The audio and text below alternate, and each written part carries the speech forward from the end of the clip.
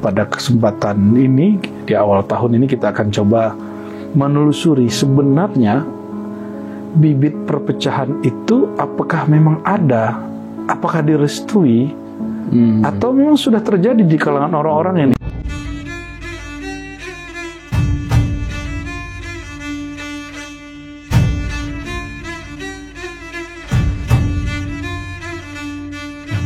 alladzi wahada al-mu'minina bil iman wal ukhuwah asyhadu an la ilaha illallah wa sallallahu ba'du.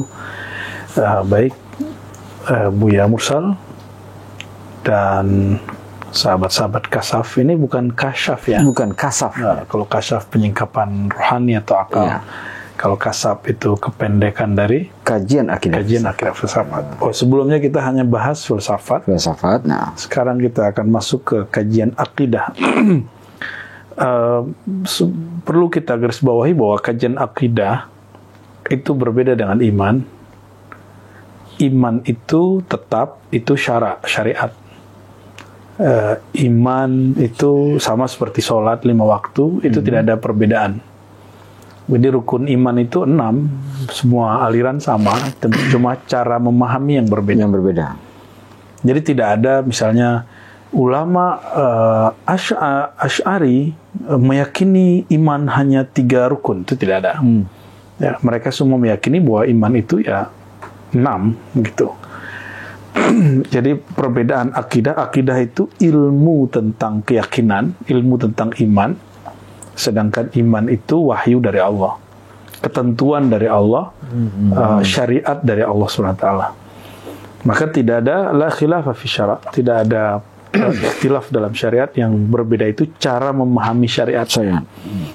Cara memahami hukum Islam melahirkan fikih. Lalu ada mazhab Maliki, Hanafi, Syafi'i, Hanbali, Zahiri, Thawri dan lain sebagainya. Udah Ja'fari juga. Kalau di dalam akidah ada aliran Khawarij, Rafidah, ya, Syiah, Qadariyah, Jabariyah, Mu'tazilah, dan yang paling fenomenal nanti adalah akidah Asy'ariyah, Maturidiyah.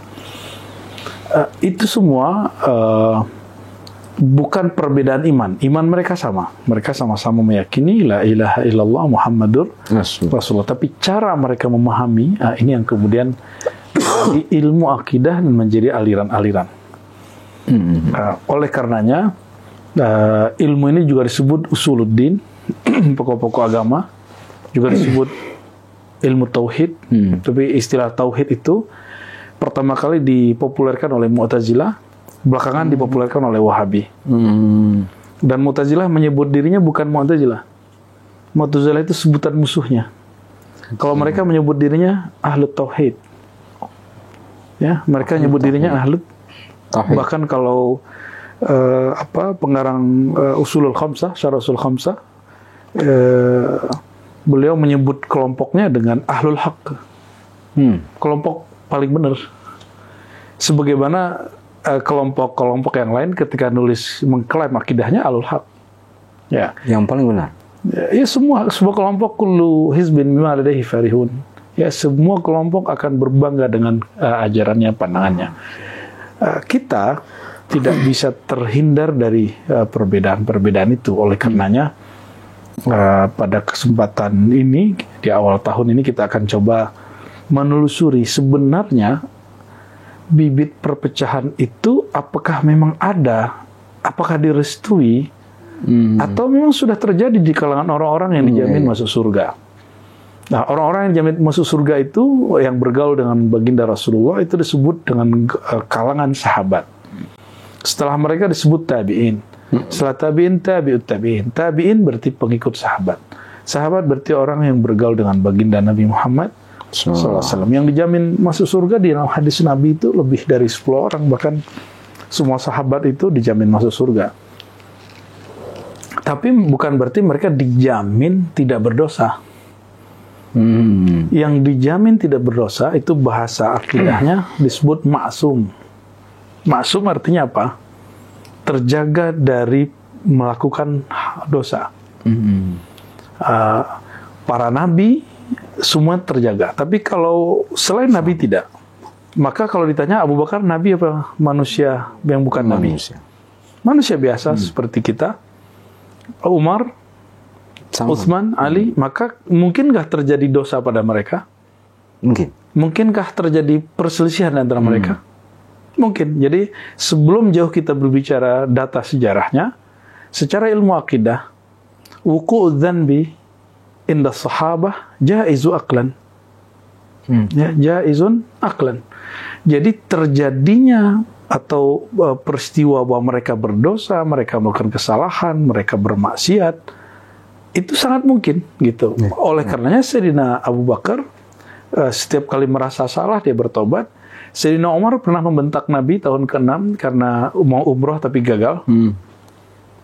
Lalu dia mengatakan, Rasulun anta, apakah ente beneran Rasul, hai Muhammad? Agama kita beneran sahih nggak gitu? Itu Sayyidina Umar tobat 40 hari 40 malam. Satu dosa. Utsman juga sama. Ali juga sama. Siapa lagi? Semua sahabat sebut saja. Sekarang ada korupsi, benar nggak? Ya. Korupsi itu terjadi pada orang miskin, orang berkuasa atau tidak berkuasa? Rata-rata berkuasa. Orang berkuasa. Ya. Di zaman sahabat Nabi, ada pemerintahan nggak? Kira-kira kalau mereka menjabat, ada potensi nggak secara manusiawi mereka korupsi? Ya. Ada. Makanya Sayyidina Umar memberhentikan banyak kawannya, kolega-koleganya, sesama sahabat Nabi, yang dijamin masuk surga, radhiyallahu ta'ala anhum, karena Sayyidina Umar mentersangkakan mereka sebagai koruptor. Nah, maka jangan heran nanti kalau Buya Mursal nih coba bedah satu kitab, judulnya Tarikh Tobari. Imam Tobari ini, seingat saya wafatnya tahun 309 Hijriah. Dia menulis tafsir pertama dalam bentuk pola bil ma'thur dengan riwayat, tapi lebih lengkap daripada yang sebelumnya. Dan dia punya kitab sejarah dengan data-data versi ahli hadis, dan termasuk di situ ada Israelia. Judulnya Tarikh Tobari. Ketika kita sampai di bagian sahabat, kita kaget bahwa di kalangan sahabat itu juga ada case-case seperti hari ini. Ketika menjabat jadi gubernur, jadi wali kota, itu ada sahabat yang dipersangkakan atau ditersangkakan untuk melakukan satu tindak korupsi, suap, atau lain sebagainya. Dan itu oleh sahabatnya sendiri pasti. Iya. Nah, maka kita kembali ke kaidah awal. Yang dijamin masuk surga bukan berarti mereka tidak berdosa. Dijamin tidak melakukan dosa. Ya. Yang dijamin masuk surga dan dijamin tidak berdosa itu Nabi. Selain mereka, tidak ada jaminannya. Oleh karenanya, jika para sahabat saja begitu, yang dijamin masuk surga, tapi terlibat hal begitu, dan secara akal mungkin terjadi, secara syarak pun mungkin terjadi, apalagi orang-orang hari ini. Jadi kita juga jangan terlalu benci kepada koruptor atau orang-orang yang tersangkakan korupsi. Ya, siapa tahu justru maksiat itu awal dia mendekatkan diri kepada Allah ya. Oke, kita sekarang masuk misalnya bibit perpecahan di kalangan sahabat. Sebenarnya sahabat-sahabat ini jangan dibayangkan mereka ini seperti malaikat. Mereka itu betul-betul manusia.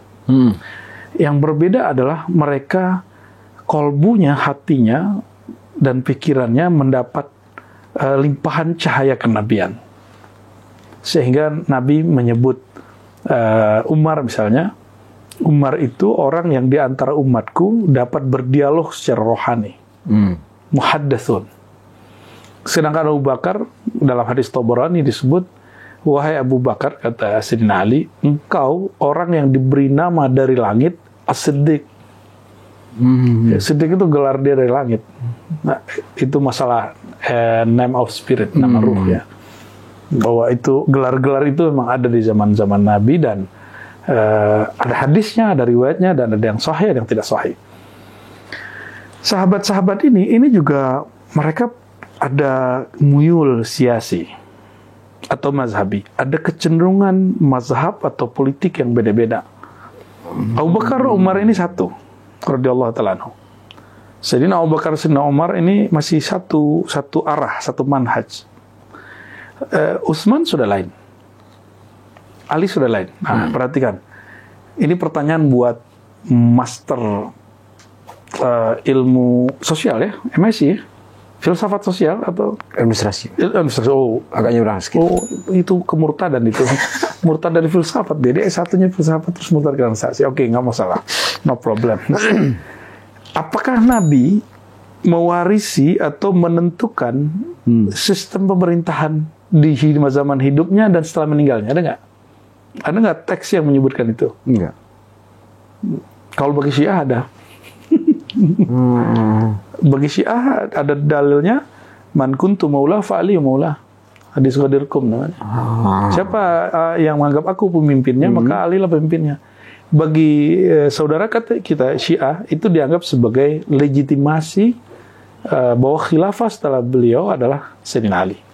Legitimasi bentuk pemerintahan. Iya. Tapi hadis ini juga populer di kalangan Sunni dan mereka sebagian mengatakan hadis ini sahih, ada yang mengatakan mutawatir, ada yang mengatakan palsu. Ini lucu juga. Hadis mutawatir kok ada yang mengatakan palsu. Hadis ini ternyata ketika dicek oleh ulama Sunni ini bukan tidak berlaku selamanya. Ini hanya berlaku pada tempo-tempo tertentu. Jadi mereka di kalangan Sunni ada yang disebut ilmu asbabul wurud, memahami konteks satu teks terjadi bahwa ini hanya di musim perang tertentu. Ya, terlepas dari semua itu, grup Sayyidina Ali, Sayyidina Utsman, Sayyidina Umar, Sayyidina Abu Bakar, ini mereka beda semua. Ya, ketika Nabi wafat, karena Nabi tidak mewasiatkan satu sistem pemerintahan dan tidak mengajarkan satu sistem cara pemilihan presiden, khalifah. Maka para sahabat itu kembali kepada dasar Quran, wa amruhum syura bainahum. Maka perkara mereka, urusan mereka musyawarahkan. Sayyidina Abu Bakar kemudian ketika Nabi wafat, Nabi belum langsung ditanam. Beliau datang dari luar kota sampai kemudian di Madinah mencium wajah Nabi SAW. Lalu beliau bersegera pergi ke Bani Saqifah yang sedang bertengkar. Konflik. Jadi sahabat itu langsung konflik. Nabi meninggal, mereka langsung konflik. Jadi kalau ditanya, adakah perselisihan sahabat? Ada. Nabi wafat, mereka langsung konflik. Sebelumnya, waktu Nabi masih hidup, mereka juga sudah konflik. Buya Mursal percaya nggak? Ada sahabat, ya, Jabir pasti apa namanya, itu tengkar dengan sahabat satu lagi tetangganya, hanya urusan irigasi ladang kebun kurmanya. Jadi, biasalah di kampung kita kalau ngambil air, tiba-tiba ditutup yang di atas. Lapor ke Rasulullah. Artinya sudah ada konflik, dan itu manusiawi sekali. Oke, ada sahabat yang Badui, dia sudah menjual kudanya kepada Rasulullah, hadis Imam Nasai. Lalu setelah deal, tiba-tiba dia dapat harga baru dan dia batalkan transaksinya dengan Nabi. Sahabat ada yang begitu loh. Jadi yang dibayangkan sahabat itu kayak dewa atau malaikat. Sahabat itu betul-betul manusia yang dididik oleh Rasulullah sehingga menjadi orang yang berkualitas melebihi nurnya malaikat. Kualitasnya malaikat-malaikat, kira-kira begitu. Ya. Lalu Sayyidina Abu Bakar datang, ternyata orang-orang Ansor sudah memilih pemimpinnya. Apa kata mereka? Minkum amir wa minna amir. Kamu punya pemimpin, kami punya pemimpin. Terjadilah dualisme kepemimpinan dalam Islam dalam masa 3 hari itu. Jadi ketika Nabi wafat, mereka kembali ke watak mereka lagi. Keaslian mereka. Keaslian mereka sebagai Arab yang campur antara Badui dan Madani.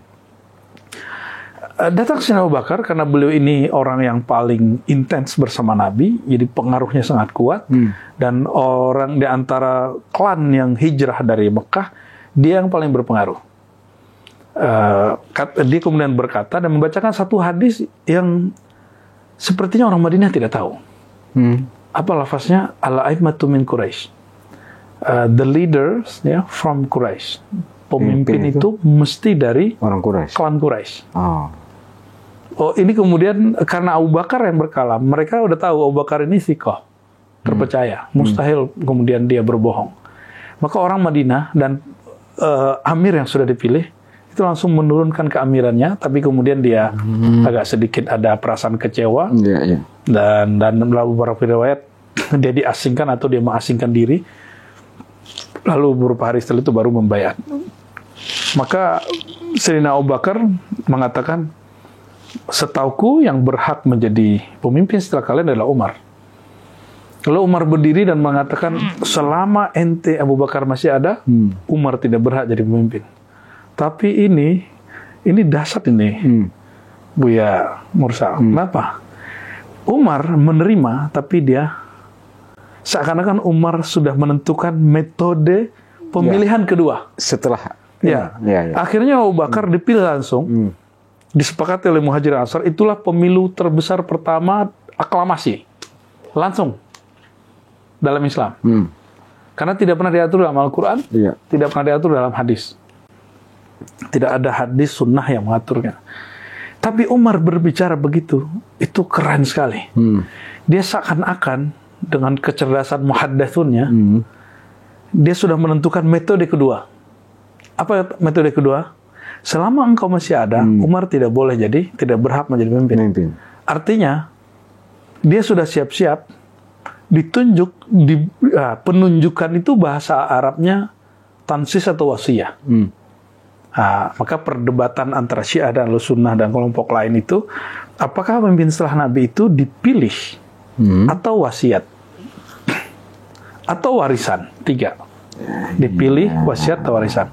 Ada yang keempat, kudeta. Oke. Sayyidina Umar seakan-akan sudah membuat metode sendiri, al-wasiyah, tapi bukan kepada Ahlul Baitin Nabi, keluarga Nabi. Dan Sayyidina Ali disebutkan dalam riwayat bahwa ia tidak langsung membayar Abu Bakar. Tapi dia menghormati Sayyidah Fatimah, karena Sayyidah Fatimah itu mungkin tidak mendapatkan riwayat tentang bahwa pembagian harta waris tidak berlaku pada Nabi. Nah, Sayyidah Fatimah datang kepada Sayyidina Abu Bakar lalu meminta hak warisnya. Lalu apa kata Sayyidina Abu Bakar? Jaminan hidup kalian kami yang jamin, tapi setahu saya, ya, Nabi pernah bersabda, "Nahnu ma'asyiral anbiya la nurithu dinaran wa dirhaman." Kami para nabi tidak mewarisi dinar dan dirham. Kami para nabi hanya mewarisi ilmu. Maka Sayyidah Fatimah disebutkan dari riwayat yang sahih ada di Bukhari Muslim, sepertinya tidak berkenan kalau bahasa bapernya tersinggung. Dan ini menjadi sikap politik Sayyidah Fatimah mempengaruhi cara sikap politik Sayyidina Ali, sehingga dia tidak membaiat hatta tufiyat, sampai wafat Fatimah. Ketika Sayyidah Fatimah wafat, barulah kemudian Abu Bakar ingin datang kepada Sayyidina Ali. Ketika Sayyidina Abu Bakar ingin pergi ke Ali, apa yang terjadi itu enggak? Ini hadis Sahih Bukhari. Dijegal oleh Sayyidina Umar. Ini bahasa politisnya nih. Ya, karena ini lagi rame jegal-menjegal nih. Kata Sayyidina Umar, Abu Bakar, ente nggak aman pergi sendiri. Ya, saya aja, kira-kira gitu. Atau kita berdua. Tapi Sayyidina Abu Bakar nggak mau. Udah aman, saya jaminan, saya udah aman. Maka berangkatlah Sayyidina Abu Bakar sendiri. Nah, di sini bisa dilihat bahwa terjadi pergesekan, ada gejolak, mungkin boleh disebut pergolakan politik antara blok Abu Bakar atau Umar dengan blok Sayyidina Ali, Fatimah, Ahlul Bait Nabi. Ahlul Bait. Ya. Padahal Abu Bakar juga mertuanya Nabi, Umar juga mertuanya Nabi. Mereka ini masih keluarga Nabi semua. Ya, jadi pergesekan politik ini menjadi bibit gejolak setelahnya. Meninggal Sayyidina Abu Bakar, apa yang terjadi? Umar langsung naik karena sudah tekan kontrak. Iya. Ketika sudah bil wasiyah. Ya. Sudah tekan kontrak. Tapi Sayyidina Umar tidak memperlakukan itu kepada orang setelahnya. Ini cerdasnya Sayyidina Umar. Terserah, antum bilang cerdas ini atau itu manuver politik. Bagi saya itu brilian sekali. Jadi dia bisa menciptakan beberapa metode sekaligus. Apa yang dilakukan? Inilah kemudian yang lagi ramai hari ini yang dipakai oleh jamiah-jamiah Ahlussunnah di Indonesia, lembaga-lembaga ormas Islam, Ahlul Halli wal Aqdi. Ahwa, kalau di NU itu ahwa. Kalau di Perti ada istilah gitu nggak? Ahwa? Nggak ada. Oh, nanti harus ada istilah begitu, mirip-mirip. Tim formatur. Kalau bahasa kita tim formatur. Perwakilan. Sayyidina Umar menciptakan sistem pemilihan pemimpin dengan mengumumkan kepada klan-klan besar supaya mengirimkan perwakilan mereka. Nanti dari klan itu menyaring lagi sampai kemudian nyusut tidak sampai 10 orang. Nanti kerabat yang agak dekat nyatu kerabat dekat, jadi mereka merger. Yep. Seperti Nissan dan Honda. Tim seleksi juga seperti ini. Iya, atau seperti kalau kita di DPR tuh mereka koalisi. Koalisi gitu ya. Bisa seperti itu. Jadi Sayyidina Umar kok dia mengerti bab itu? Itu kan adanya di dunia nih. Ya. Itu sistem Aristoteles. Jadi siapa yang mengatakan bahwa mengadopsi sistem orang-orang Yunani itu kufur tauhid? Umar tauhid? Ente berani sebut Umar tauhid? Ya? Yang mengatakan bahwa mengadopsi sistem dari luar itu tauhid itu ngeri enggak? Itu enggak benar. Ya. Ternyata Sayyidina Umar sebelum dia menjadi sahabat yang besar, itu sudah sering ke luar negeri, sudah sering ke Romawi Timur, yaitu Syam, yang hari ini konflik. Tertembus sampai kemana-mana ya. Bahkan dia sudah mendengar Persia, Bahrain, sampai Istanbul dia sudah tahu. Mesir dia kuasai, keilmuannya mereka kuasai. Jadi Sayyidina Umar tidak mungkin tidak mendapat wahyu, kan nggak mungkin. Apakah dia buat wahyu? Ya. Nah, namun dia padukan dengan sistem keislaman, sistem klan. Aristo itu meyakini pemimpin itu mesti kelompok tertentu. Kita nyebutnya apa ya? Aristokrasi ya.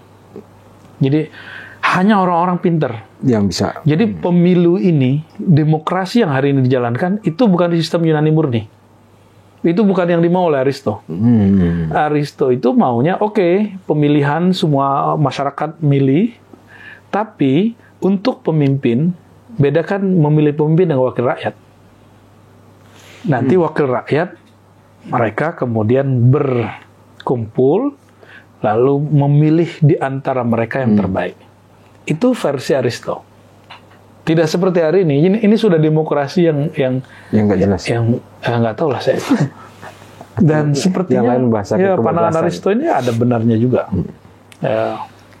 Namun ya, karena politik itu ijtihadi, tidak ada masalah ya. Meninggal Sayyidina Umar, tim formatur Ahlul Halli wal Aqdi ini bergerak. Mundurlah Sayyidina Ali, mundurlah sahabat-sahabat tertentu ya. Ibnul As mundur, majulah Utsman.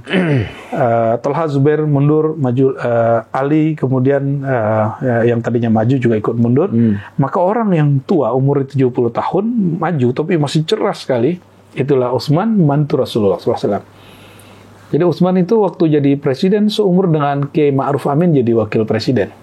Jadi kalau ada orang menghujat itu kurang piknik gitu ya. Kan waktu beliau jadi wakil presiden, orang-orang pergerakan Islam, saya juga heran.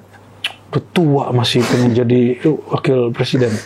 Wah, itu dia nggak ngerti sejarah basic dari sahabat yang diyakini suci oleh Ahlussunnah, mereka nggak ngerti. Dia ngakunya Ahlussunnah. Tapi nggak tahu itu ya? Tapi nggak ngerti sahabat-sahabat yang diyakini suci di kalangan Ahlussunnah. Meninggal Sayyidina Utsman itu tragis juga, Buya Mursal. Masih ingat beliau ini kehilangan cincin?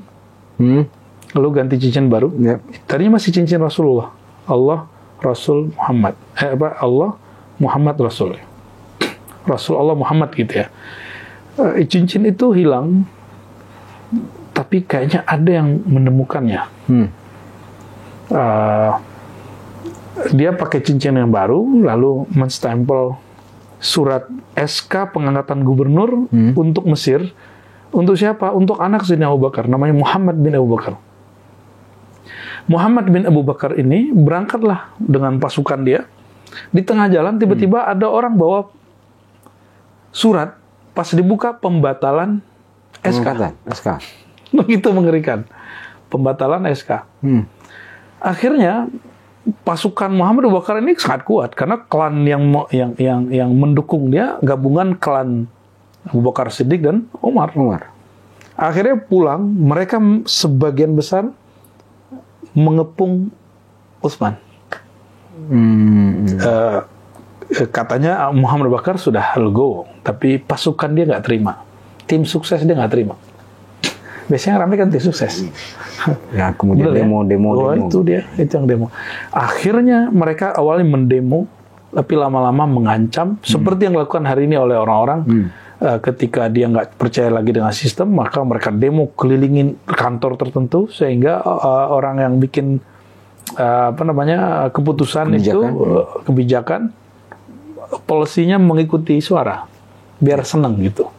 Dan itu terjadi 40 hari hatta qutila Utsman, sehingga Sayyidina Utsman terbunuh. Lalu muncullah teori konspirasi. Jadi di kalangan umat Islam, di kalangan orang-orang suci, di kalangan sahabat, ini konspirasi ini mulai hidup. Muncullah hoax. Jadi ini rumus Buya Mursal. Jika konspirasi muncul, maka hoax muncul. Percaya atau tidak? Dua mata uang. Itu barengan. Dia nyebarnya sama. Konspirasi kebuka, hoax muncul. Karena itu mudah sekali bukanya. Bukannya aja cerita-cerita, nanti orang percaya. Ya. Hampir sama dengan ini mungkin ya, black campaign gitu. Oh iya, black campaign itu sama persis. Jadi konspirasi ya ini kebalikannya. Yang penting menjelekkan satu tokoh. Ya. Kira-kira tokoh yang paling kuat maju setelah Utsman siapa? Sayyidina Ali. Ali. Maka muncullah black campaign. Bahwa Sayyidina Ali ini terlibat dalam pembunuhan Utsman. Secara tidak langsung. Why? Kenapa? Karena dalam teori konspirasi yang mereka anut zaman itu, kayaknya nyampe juga teori konspirasi dari Aristo, dari India, dari mana-mana itu. Apa yang mereka yakini? Jika ada pemimpin atau satu bisnis besar atau suatu pergerakan hebat jatuh, orang yang paling diuntungkan dari kejatuhan itu, itulah otaknya.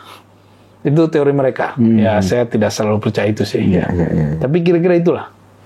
Sama dengan yang terjadi di negeri kita ketika Allahyarham Presiden pertama Insinyur Soekarno jatuh, yang paling diuntungkan Soeharto. Maka sampai hari ini kita tidak tahu mana kebenaran kesahihan peristiwa sejarah. Apakah Soeharto ini pemberangus PKI atau terlibat kepada PKI? Ya. Wallahu a'lam bishawab, kita serahkan kepada Allah SWT. Yang pasti PKI itu kejam dan pemberantasannya juga sangat kejam. Jadi sama-sama kejam. Sama-sama. Terlepas dari itu, Sayyidina Ali kemudian naik. Yang tadi membaiat dia, mendukung dia, Talha Zubair, bagian dari formatur, merasa kemudian goyang, dan itu berdekatan dengan musim haji. Maka orang-orang pergi haji semua sedang haji, Utsman dibunuh. Jadi kejadian Sayyidina Utsman dibunuh itu, gubernurnya semuanya kecuali Muawiyah. Seingat saya Abu Musa al-Asy'ari ya, di Kufa, Muawiyah di Damaskus. Seingat saya itu tidak ikut haji. Sedangkan Talha Zubair yang tadi baiat kepada Ali, kemudian mereka berangkat ke haji. Sampailah kemudian minta sowan kepada Sayyidah Aisyah. Sayyidah Aisyah ini orang yang dekat dengan Sayyidina Utsman. Walaupun dia baik dengan mantu sambungnya, Sayyidah Fatimah dan Sayyidina Ali itu, tapi ada pergesekan politik di antara mereka. Makanya coba cek semua riwayat Sayyidah Aisyah. Jarang sekali dia. Gimana? Oke, lanjut. Oke, tapi sebelum dilanjut ini, ada ungkapan beliau tadi yang menarik adalah para sahabat ini kan dekat dengan cahaya kenabian. Ya. Dari Abu Bakar Siddiq, Sayyidina Umar dan seterusnya. Nah, kemudian setelah itu setelah Rasulullah wafat, muncullah konflik demi konflik gitu. Menyebutkan nama Ali. ketika ada satu peristiwa di zaman Nabi yang Sayyidina Ali muncul, dia sebut rajulun, seseorang, si fulan gitu. Sampai segitunya? Sampai segitunya. Perempuan wajar, kita maklumi. Walaupun dia perempuan suci, dia kan punya perasaan manusiawi. Kesuciannya adalah jaminan mereka masuk surga. Adapun sisi manusiawinya tetap normal. Ya, itu normal. Kita nggak kemudian memalekatkan beliau-beliau itu. Ya.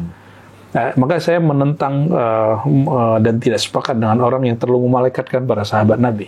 Mereka orang suci secara kerohanian, tapi tidak suci secara teologis. Jadi kesuciannya hanya dalam tasawuf. Bukan tasawuf itu karena dia wali. Dalam wali disebut mahfuz, dijaga Allah. Tapi dalam teologis mereka tidak suci dalam pengertian maksud. Gimana? Pertanyaan di sini adalah apakah cahaya kenabian ini tidak berpengaruh besar untuk meredam konflik? Satu. Yang kedua, apakah tidak ada tokoh sentral yang tempat mereka mungkin bertanya, tempat mereka diskus dan sebagaimana yang bisa memutuskan di antara konflik-konflik itu? Ya, jawabannya sudah ada dalam teks-teks sejarah bahwa Islam itu bukan agama rohbaniyah, bukan agama rabinis, bukan agama Patrick. Islam itu agama syariatnya wahyu, tapi cara memsyariatnya semuanya ijtihad. Maka pemilihan hal-hal setelahnya sifatnya ijtihad, tidak berdasarkan teokrasi, ya, keyakinan teologis. Jadi dalam Islam itu pemilihan gubernur, pemilihan pemimpin, presiden, raja itu tidak berdasarkan keyakinan teologis. Jadi tidak ada kaidah yang pokok mengatur itu secara eksplisit. Dia hanya mengatur tentang kewajiban kita atau bahwa satu negeri mesti ada pemimpin. Lalu ketika mereka sudah ada, kita harus bai'at dan tidak boleh membelot, tidak boleh berontak. Hanya itu aturannya. Tapi sistemnya nggak dijelaskan.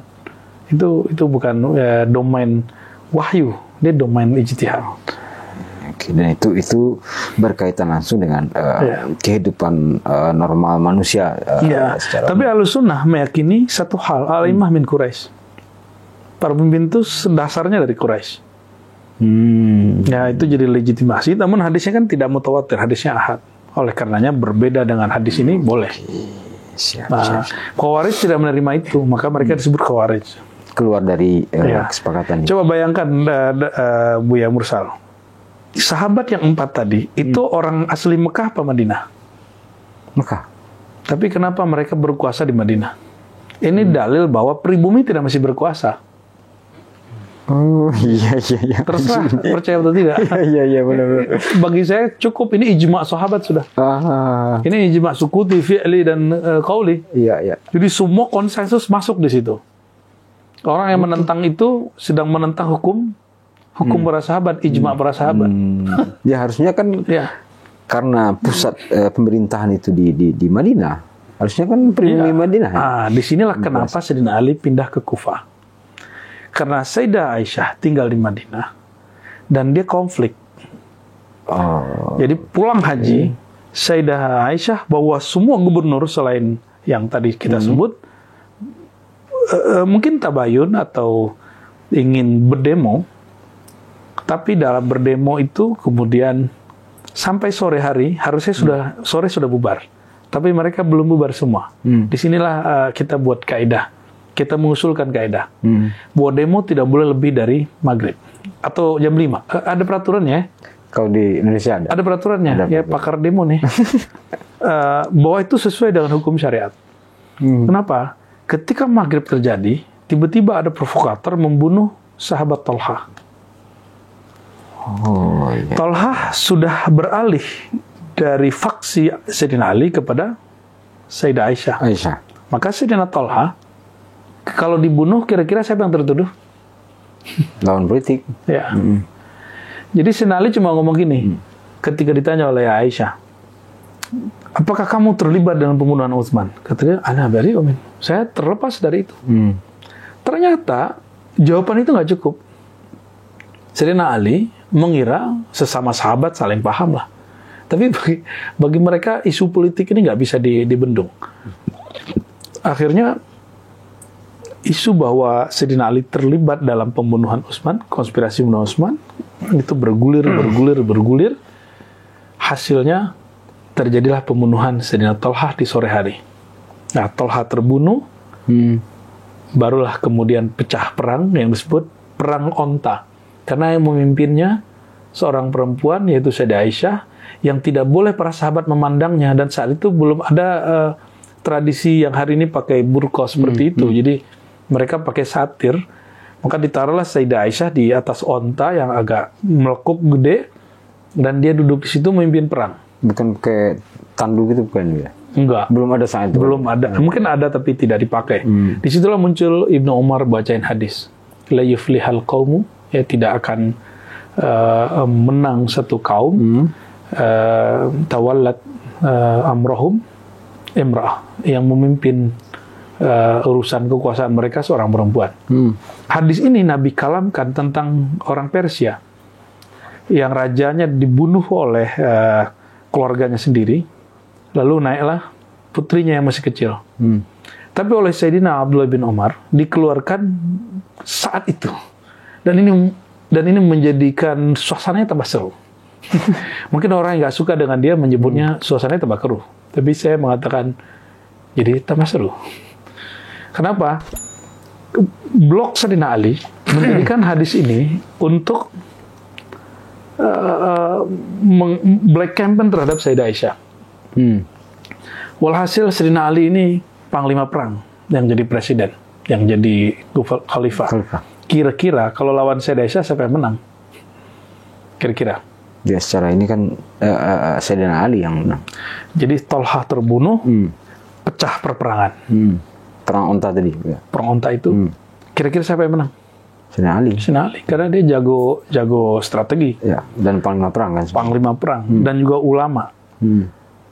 Akhirnya Sayyidah Aisyah kalah, dan dalam riwayat Ahlu Sunnah, ini tidak dipercaya oleh Sunni. Tobari sepertinya percaya dengan riwayat ini, menjemput Sayyidah Aisyah dan tidak menatapnya, tetap dia ditaruh di atas onta yang ada tendanya itu, kemahnya, lalu dihantar. Untuk menjaga itu, karena sudah tidak kondusif, maka Sayyidina Ali dia berangkat ke Kufah, mencari wilayah yang masih aman, yang di situ ada gubernur yang pro dia. Sedangkan Basrah, Kufah itu pro dia, Irak. Tapi daerah Syam itu pro Sayyidah Aisyah. Walaupun Sayyidah Aisyah ngata-ngatain orang itu, namanya Muawiyah bin Abi Sufyan. Ya, ini tambah seru. Maka Sayyidina Ali membangun ibu kota namanya Kufah untuk menjadi ibu kota kedua umat Islam. Nah, untuk menghindari gesekan dengan Sayyidah Aisyah. Itu coba lihat, Sayyidina Ali masih hormat sekali dengan Sayyidah Aisyah. Bukan memperlakukan sebagai tawanan. Tidak ada. Itu versi riwayat kita. Saya tidak sepakat dengan riwayat yang di luar itu. Karena hasil penelitian kita ini lebih valid. Ya. Nah, yang lebih seru itu nanti setelah meredam Sayyidah Aisyah, maka blok Bani Umayyah yang sekarang dipimpin di Damaskus oleh Muawiyah bin Abi Sufyan, ini kemudian jadi PR besar. Nah, antara Kufah dengan Damaskus ini ada satu wilayah perang namanya Siffin. Padang medan pertempuran. Ini sudah disurati, diingetin. Nah, Sayyidina Ali pakai sebuah hadis yang kemudian di Sahih Bukhari diabadikan di Sahih Bukhari, bahwa diizinkan kepada orang yang dibaiat pertama untuk menyerang orang yang dibaiat kedua. Jadi Sayyidina Utsman meninggal, Sayyidina Ali dibaiat, Muawiyah pun minta dibaiat. Maka dia dibaiat di Syam. Bayangkan, imajinasikan. Kufah itu, Basrah itu Irak, wilayah tua, Babilonia. Peradabannya mungkin stuck. Tidak semaju Romawi Timur yang kemudian pusatnya di Syam, di daerah Damaskus. Muawiyah sudah belajar strategi dan diplomasi, sedangkan Sayyidina Ali masih sibuk dengan ilmu dan strategi perang, mungkin model-model lama. Terjadilah perang. Ketika sudah mau kalah, karena Sayyidina Ali pasti kalau perang menang, nggak ada yang nggak pernah kalah. Maka dia menggunakan taktik diplomasi. Ya. Nah, diplomasi kan ngirim orang. Perundingan. Ya. Di sini dikirim Ibnu As, Abdullah bin Abbas. Di sini dikirim orang tua, zuhud, lurus, Abu Musa al-Asy'ari, panglima perang, gubernur. Kira-kira kalau ini pakar diplomasi, ini panglima aja. Siapa yang kemudian menang? Iya. Jadi mereka ngomong ini, kata mereka berdua, yaudah kita melihat saudara-saudara kita bunuh-bunuhan ini nggak tega. Melihat Ibnu As ngomong begitu, yaudah kalau gitu kami mengalah deh. Gimana kami ngalah? Pemimpinku Sayyidina Ali turun. Harapan Abu Musa al-Asy'ari, kalau gitu kata, seharusnya Ibnu As bilang, kalau gitu Muawiyah turun juga deh. Enggak. Oke, Ali turun, Muawiyah naik. Dan dia masih kayak diplomasi ini kan perlu ada senjata-senjata gitu dalam kalamnya. Perlu seni. Gitu. Ya, saya tidak bisa bayangkan seperti apa jurus Ibnu As-Sa'd itu. Tapi kira-kira rada-rada begitulah. Walhasil Sayyidina Ali turun, Muawiyah bertahan, dan ada pemerintahan transisi Sayyidina Hasan. Coba perhatikan dari depan sampai ke belakang. Sudah berapa sistem pemerintahan? Di masa transisi, kemudian ada proses penyerahan dari Kufah ke Damaskus. Ya, termasuk masalah konspirasi, formatur, pemilihan. Banyak sekali. Pertama, pemilihan langsung. Yang kedua, formatur. Trim formatur, perwakilan rakyat. Dan itu dilakukan 2 kali. Ketika Sayyidina Umar dan Sayyidina Ali. Sayyidina Utsman. Ya. Bapak politiknya siapa? Umar. Terus, udah berapa tuh? 1, 2, 3, 4? Apa 4? 4 yang besar ya? Dari Ali ke Muawiyah gimana caranya? Kudeta. Kudeta atau diplomasi? Atau lebih tepatnya diplomasi. Diplomasi politik. Dan 4 model. Apa lagi? Nah, setelah ini yang menarik nih ya. Ya, tapi sebelum itu kan ada transisi Sayyidina Hasan. Nah, inilah basic perpecahan politik yang akan diteologikan setelahnya dan menjadi aliran Syiah, Mu'tazilah dan sebagainya. Gitu.